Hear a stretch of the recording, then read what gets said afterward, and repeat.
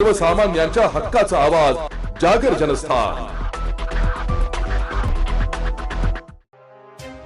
गेल्या कित्येक दिवसांपासून धुळ्यातील शीतल पाटील या महिलेची मुलगी शिरपूर येथे नातलगाकडे घरातून बाहेर जाऊन येते असे सांगत व नातलगांनीच अपहरण केल्याचा आरोप करत आपली मुलगी न मिळाल्याने येत्या 15 ऑगस्ट रोजी आत्मदहन करण्याचा इशारा दिलाय। शीतल हिलाल पाटील यांनी काही महिन्यांपूर्वी मुलगी शिरपूर पोलीस स्टेशन येथे मुलगी बेपत्ता झाल्याची तक्रार दाखल केली होती।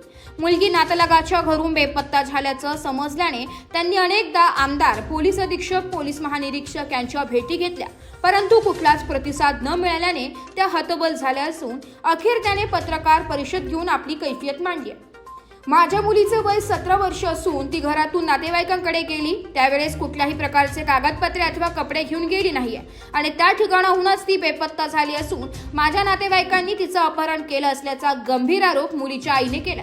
पोलिसांनी देखील माझ्या या बेपत्ता मुलीला शोधण्यासाठी वारंवार दुर्लक्ष केले असल्यामुळे त्यामुळेच मी येणाऱ्या 15 ऑगस्ट रोजी पालकमंत्री यांच्या समोर आत्मदहन करेल असा इशारा या महिलेने यावेळी दिलाय।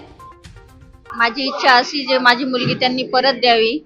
मला दुसरं काही, मला तिला पुढे शिकवायचंय, तिला काहीतरी घडवायचंय, मला एवढं तिचं लग्न करायचं नाहीये किंवा मला माझ्या मुलीचं करिअर बघायचंय, त्याच्यासाठी माझा सर्व प्रयत्न चालू आहे।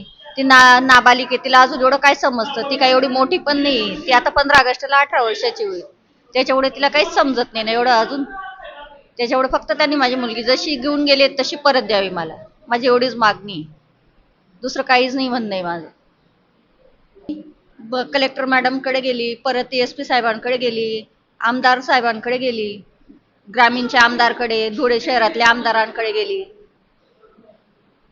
परत आम्ही पुण्याच्या त्या रुपालीताई चाकणकर यांनाही फोन लावला, त्यांनाही हे केलं, महिला अध्यक्ष सर्वांकडे जाऊन मग आता शेवटी हा निर्णय घेतला आम्ही पत्रकार परिषद बोलून। पत्रकारांना ते गरिबांचं कुणी नसतं बा, पैसेवाले राहिले की त्याच्याकडे सर्वजण पडतात, पण गरिबासाठी कोणीच उभं राहत नाही, कोणीच मदत करत नाही।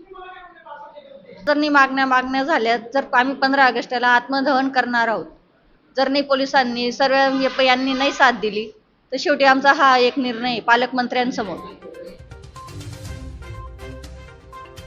जागर जनस्थान करिता प्रतिनिधी रूपक बिरारी, धुळे।